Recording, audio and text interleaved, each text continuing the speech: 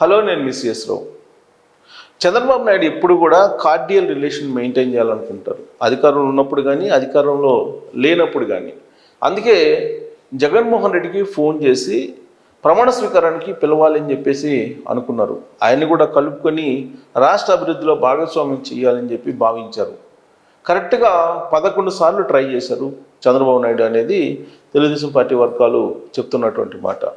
ఆయన్ని ఫోన్లో కాంటాక్ట్ అయ్యి ప్రమాణ స్వీకారానికి ఆహ్వానించాలి అనేటువంటి అభిప్రాయంతో 11 సార్లు ఫోన్ చేశారనేది. ఆ 11 సార్లు ఎందుకు అని అంటే, కేవలం జగన్మోహన్ రెడ్డి 11 మంది ఎమ్మెల్యేలు కలిగి ఉన్నాడు కాబట్టి 11 సార్లు ఫోన్ చేశారు అనేది కొంత కిడ్డింగ్గా చెప్తూ ఉన్నారు. బట్ మొత్తం మీద ఫోన్ చేసి ప్రమాణ స్వీకారానికి ఇన్వైట్ చేయడానికి, ప్రమాణ స్వీకారం కార్యక్రమంలో ఆయన కూడా పాల్గొంచుకుంటే బాగుంటుంది అనేటువంటి ఉద్దేశంతో ఫోన్ చేసిన మాట వాస్తవం.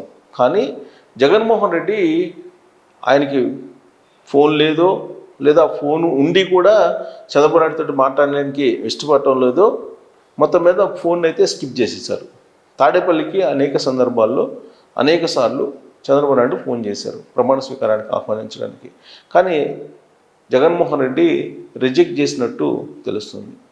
సో అదే ఒరిస్సా రాష్ట్రంలో ఏం జరిగింది అనేది మనం చూస్తే, 25 సంవత్సరాల పాటు, అలాగే 40 సంవత్సరాల పాటు రాజకీయాల్లో ఉన్నటువంటి నవీన్ పట్నాయక్ వరుసగా ముఖ్యమంత్రిగా చేసినటువంటి ఆయన 20 సంవత్సరాలకు పైగా, ఆయన ఇప్పుడు ఒక గిరిజన నేత ముఖ్యమంత్రి అయితే ఆ ప్రమాణ స్వీకారానికి వెళ్ళి ఆయన్ని అభినందించారు నవీన్ పట్నాయక్.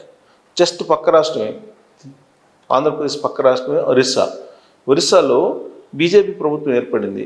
గిరిజన నేత అక్కడ ముఖ్యమంత్రి అయ్యారు. ఆయన్ని అభినందించడానికి బీజూ జనతాదళ్, అలాగే మాజీ సీఎం, సీనియర్, దాదాపు 20 సంవత్సరాల పైగా ముఖ్యమంత్రి చేసినటువంటి నవీన్ పట్నాయక్ వెళ్ళి అభినందనలు తెలిపారు. ఏమాత్రం ఆయన ఓడించారు ప్రజలు, లేదా ఓడిపోయాను అనేటువంటి ఫీలింగే లేదు.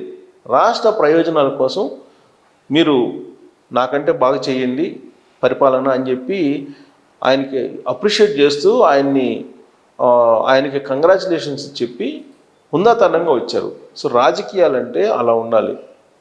సో కానీ ఇప్పుడున్నటువంటి పరిస్థితుల్లో ఆంధ్రప్రదేశ్లో, గతంలో తమిళనాడులో ఎలాంటి పరిస్థితులు ఉండేవో అలాంటి సిచ్యువేషన్స్ కనిపిస్తున్నాయి. తమిళనాడులో గతంలో ఏం జరిగేదంటే, అన్నా డిఎంకే వస్తే డిఎంకే వాళ్ళని అరెస్టులు చేయించేవాళ్ళు, డిఎంకే వస్తే అన్నా డిఎంకే వాళ్ళని అరెస్ట్ చేయించేవాళ్ళు. కానీ ఈ అరెస్టుల పరం ఇలా ఉన్నప్పటికీ కూడా రాష్ట్రం విషయానికి వచ్చేటప్పటికి, రాష్ట్ర అభివృద్ధి కానీ రాష్ట్రానికి సంబంధించిన అంశాలు కానీ వచ్చినప్పుడు ఢిల్లీ వేదికగా వాళ్ళు ఐక్యంగా పోరాడేవాళ్ళు.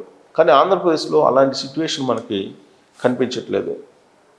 చంద్రబాబు నాయుడు పరిపాలనలోకి రాగానే చంద్రబాబు నాయుడు పరిపాలన ఏ విధంగా అడ్డుకోవాలి అనే దాని మీదనే జగన్మోహన్ రెడ్డి ఆలోచిస్తున్నట్టు కనిపిస్తుంది.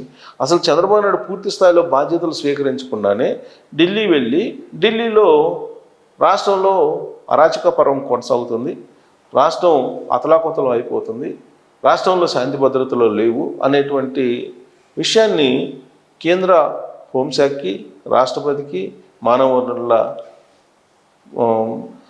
నేషనల్ మానవ హక్కుల సంబంధించినటువంటి సంస్థకి కంప్లైంట్ చేయడం జరిగింది. అంటే అభివృద్ధిలో భాగస్వామ్యం కావాలి అనేటువంటి ఆలోచన జగన్మోహన్ రెడ్డి లేదు. తాజాగా ఆయన చెప్పినటువంటి మాట ఏంటంటే, శిశుపాలనలాగా లెక్కేద్దాము చంద్రబాబు నాయుడు తప్పులు, చంద్రబాబు నాయుడు శిశుపాలుడు, ఆయన తప్పుల్ని లెక్కేద్దాము, కౌంట్ చేద్దాము అని చెప్పి ఆయన చెప్తూ ఉన్నారు. సో ఎమ్మెల్సీలకు సంబంధించినటువంటి మీటింగ్ పెట్టుకొని జగన్మోహన్ రెడ్డి, మనకి అసెంబ్లీలో లేకపోయినా మండలిలో బలం ఉంది కాబట్టి మండలిలో ప్రతి బిల్లుని అడ్డుకుందాం, మనం పోరాటానికి సిద్ధం అవుదాం, త్వరలో రాష్ట్రంలో పర్యటన చేస్తాను అనేటువంటి విషయం చెప్పాడు. రాష్ట్రంలో పర్యటించవచ్చు, తప్పులేదు. ఖచ్చితంగా విపక్ష నేత రాష్ట్రంలో పర్యటించవచ్చు, ప్రజల్ని చైతన్యపరచవచ్చు, అవగాహన కల్పించవచ్చు. ప్రభుత్వం కనుక ఒకవేళ ప్రజా వ్యతిరేక విధానాలు తీసుకుంటే వాటిని ప్రజల్లోకి తీసుకెళ్ళచ్చు. అలా కాకుండా విపక్షం కాబట్టి ఏ నిర్ణయం తీసుకున్నా ప్రభుత్వం దాన్ని వ్యతిరేకిస్తూ నేను వెళ్తాను, దాన్ని వ్యతిరేకిస్తాను అనేటువంటి యాంగిల్లో ఆయన వెళ్తే కనుక రాబోయేటువంటి రోజుల్లో మళ్ళీ 2029 ఎన్నికల్లో ప్రజలు ఆలోచిస్తారు. ఇప్పటికే 2019 నుంచి ఇప్పటివరకు చేసినటువంటి పరిపాలనని బాగా గుర్తించుకున్నారు ప్రజలు. ఆయన ఇప్పటికి కూడా ఆయన ఏం చెప్తారంటే ఏదో మోసపోయాము, ఈవీఎంలో మోసం జరిగింది అనేటువంటి యాంగిల్లోనే ఆలోచిస్తున్నారు తప్పితే అసలు ప్రజలు ఆయనకి ఎందుకు ఓటు వేయలేదు అనేది ఆలోచించుకోవట్లే. ఆయన ఆలోచించకపోగా ఈవీఎంల మీద డౌట్ ఎక్స్ప్రెస్ చేద్దాం, మనం దేశ స్థాయిలో జాతీయ స్థాయిలో ఈ ఈవీఎంల మీద మనం పెద్ద ఎత్తున ప్రచారం చేయాలి అనేటువంటి యాంగిల్లో రాంగ్ డైరెక్షన్ ఇస్తూ ఉన్నారని అనిపిస్తుంది జగన్మోహన్ రెడ్డి. అలా కాకుండా జగన్మోహన్ రెడ్డి కనుక పాజిటివ్ వేలో వెళ్తే రాష్ట్ర అభివృద్ధికి ఆయన కూడా భాగస్వాములు అయ్యే అవకాశం ఉంది. ఆయన ఏం చెప్తున్నారు, ఈవీఎంలు ట్యాంపరింగ్ చేశారు, మోసం చేశారని. బట్ ఆయనకు వచ్చింది 39.3% వరకు ఓట్ బ్యాంక్ వచ్చింది. ఆ 39.3% ఎక్కడి నుంచి వచ్చింది? ఈవీఎంలు ట్యాంపరింగ్ చేస్తే ఎక్కడ వస్తుంది అంటే నీ సంక్షేమ పథకాలు అందుకున్నటువంటి వాళ్ళే 39.3%లో ఉన్నారు. న్యూట్రల్ ఓటర్స్ ఎప్పుడైతే 10% ఉంటుందో ఆ 10% మూవ్ అవుతుంటుంది అటు ఇటు. ఆ మూవ్ అవుతున్నటువంటి పరిస్థితుల్లోనే ఇది వచ్చింది, ఈవీఎంలు ట్యాంపరింగ్ కాదు. జగన్మోహన్ రెడ్డి తెలుసుకోవాల్సింది అది. ఇప్పుడు ఆయన ఏమంటున్నారు, అవాతాతల ప్రేమ ఏమైపోయిందో, అక్క చెల్లెళ్ళ అనురాగం ఏమైపోయిందో అర్థం కావట్లేదు. ఏదో జరిగింది, నా దగ్గర ఆధారాలు లేవు, కానీ మోసం జరిగింది, అలా చెప్పలేము, ఆధారాలు లేవు కాబట్టి ఇలాంటి మాటలు మాట్లాడుతూ ఉన్నారు. అలా కాకుండా వాస్తవంగా ఏం జరిగింది అనే దాని మీద కనుక కాన్సన్ట్రేషన్ చేస్తే జగన్మోహన్ రెడ్డి ఆయనకి వాస్తవ పరిస్థితులు ఏంటనేది తెలుస్తాయి. ఇప్పుడు ఏవైతే 2019 ఎన్నికల్లో మీకు వచ్చిందో పర్సంటేజ్, ఆ పర్సంటేజ్ అనేది న్యూట్రల్ ఓట్ బ్యాంక్ పడింది. కానీ ఇప్పుడు న్యూట్రల్ ఓట్ బ్యాంక్ ఏమైంది, న్యూట్రల్ ఓట్ బ్యాంక్ షిఫ్ట్ అవుతుంటుంది, టిల్ట్ అవుతుంటుంది ప్రతి ఎన్నికల్లో కూడా. ఆ న్యూట్రల్ ఓట్ బ్యాంకే డిసైడ్ ఫ్యాక్టర్. ఏ పార్టీకి ఆ పార్టీకి కోర్ ఓట్ బ్యాంక్ ఉంటుంది. ఇప్పుడు 2019 ఎన్నికల్లో ఎవరికి వాళ్ళు ఇండివిజువల్గా పోటీ చేసినప్పటికీ తెలుగుదేశం పార్టీకి 39.8% వచ్చింది, సుమారుగా 40% వచ్చింది. సో అది కోర్ ఓట్ బ్యాంకు తెలుగుదేశం పార్టీది. ఇప్పుడు న్యూట్రల్ ఓటర్స్ తెలుగుదేశం పార్టీ వైపు మొగ్గు చూపారు. కాబట్టి జగన్మోహన్ రెడ్డి ఇప్పుడు ఈవీఎంల మీద అనుమానాలు వ్యక్తం చేయటం, లేదంటే శిశుపాలుడి లెక్కన చంద్రబాబు నాయుడు తప్పులు లెక్కేద్దాం అంటాం, ఇవన్నీ పక్కన పెట్టేసి 1-2 సంవత్సరాల పాటు ఆంధ్రప్రదేశ్లో చంద్రబాబు నాయుడు ఏం చెప్పారు, 2024 ఎన్నికల్లో ఏం జరుగుతుంది అనేది కనుక కొంచెం స్టడీ చేసి రాష్ట్ర అభివృద్ధికి పడేటువంటి అడుగుల్ని అడ్డుకోకుండా ఉంటే కనుక ఆయన రాష్ట్ర ప్రజల్లో ఎంతో కొంత ఆయన మంచి పేరు తెచ్చుకునేటువంటి అవకాశం ఉంది. అలా కాకుండా తన పందాలో ఇప్పుడు ఏదైతే అనుకుంటున్నారో ఈవీఎంలు మోసం చేసినానో, లేదంటే ప్రజలు మోసం చేశారనో, లేదంటే శిశుపాలుడిలాగా చంద్రబాబు నాయుడు తప్పులు లెక్కేద్దాము, ప్రజల్లోకి ఎప్పటికప్పుడు తీసుకెళ్దాము, ఇమీడియట్గా దించేద్దాము, హానీమూన్ జరుగుతుంది ఎన్డీఏకి, ఎన్డీఏ నిలవదు, ఎన్డీఏ పడిపోతుంది, ఇలాంటి కళలు కనకుండా రాష్ట్ర అభివృద్ధి కోసం ప్రధానంగా దృష్టి పెట్టాలి. చంద్రబాబు నాయుడు అసలు పరిపాలనే ప్రారంభించకముందే హానీమూన్ పీరియడ్ ఉంది, ఈ హానీమూన్ పీరియడ్ ఎన్ని రోజులో తెలియదు, ఇలాంటివన్నీ కూడా వ్యక్తం చేస్తూ ప్రజల్ని కన్ఫ్యూజన్ చేసి వచ్చేటువంటి పెట్టుబడులు రాకుండా చేసేదానికన్నా కూడా జగన్మోహన్ రెడ్డి ప్రభుత్వంలో భాగస్వామ్యం అయితే అది కొంచెం ఉపయోగపడుతుంది రాష్ట్రానికి.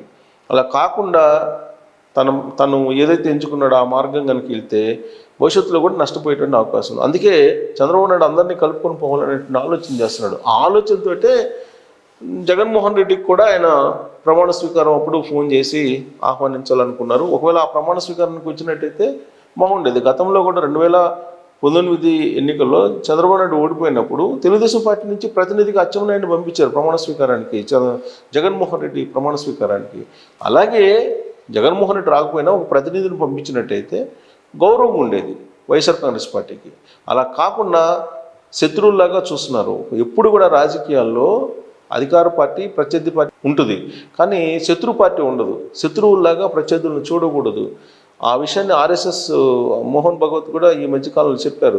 సో కాబట్టి జగన్మోహన్ రెడ్డి కొంచెం ఆలోచించి రాష్ట్ర అభివృద్ధి దిశగా ఆలోచిస్తే బాగుంటుంది. అందుకే చంద్రబాబు నాయుడు వీళ్ళంత వరకు కలుపుకొని వెళ్ళాలి అనేటువంటి ప్రయత్నం చేస్తున్నారు. సో ఆయన చేసినటువంటి ప్రయత్నం తొలి రోజే ప్రమాణ స్వీకారం రోజే ఫలించలేదు. సో రాబోయే రోజుల్లో కూడా ఫలించదు. కాబట్టి చంద్రబాబు నాయుడు కూడా తన పందాల్లో తను వెళ్ళేటువంటి ఆలోచన చేస్తారు. ఆ దూకుడికి మరి జగన్మోహన్ రెడ్డి తట్టుకుంటాడా లేదా అనేది మనం చూడాలి.